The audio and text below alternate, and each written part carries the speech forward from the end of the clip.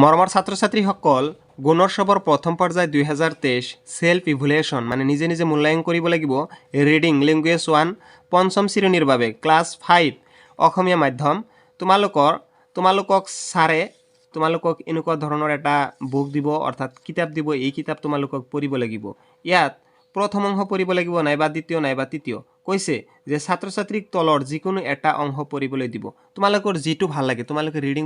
পঢ়ি শিকিছা ৰিডিং যিকোনো এটা ভাল লাগে সহজ লাগিছে হেতু পঢ়া তোমালোকৰ যদি কোৱা প্ৰথম অংশ পঢ়িম পঢ়া যে ইয়াত দিছে এনেকুৱা ধৰণে পঢ়ি দিবা প্ৰাকৃতিক সম্পদ চহকী শ্ৰী সূৰ্য পাহাৰখন গোৱালপাৰা জিলাত আছে এই পাহাৰত ভালেমান শিৱলিংগ থকা পৰিলক্ষিত হয় এই ঠাইখন দ্বিতীয় কাশী বুলিও কোৱা হয় গতিকে এনেকুৱা ধৰণৰ যেটো ভাল লাগে হেতু পঢ়ি লবা তাৰ তলত আছে ল্যাঙ্গুৱেজ 2 মানে হল ইংৰাজী ইংলিশত তোমালোকৰ কি আহিব কেনেকুৱা ধৰণৰ আহিব তোমালোকে অলপমান লক্ষ্য কৰা ইন্ট্ৰোডাকশন টু দা টিচাৰ মানে ইয়াত তোমালোকৰ পৰিচয় কৰিবলৈ দিছে শিক্ষকৰ লগত তোমালোকৰ এইটো পৰিচয় কৰি দিব ফৰ্ম 1 পঢ়া নাইবা 2 পঢ়া নাইবা 3 পঢ়া তোমালোকৰ যেটো ভাল লাগে হেতু পঢ়ি দিবা যে ফৰ্ম যদি 1 পঢ়া যে মাই aunt has a farm to of cow তোমাৰ আন্টৰ এটা ফাৰ্ম আছে গৰুৰ হি sells milk in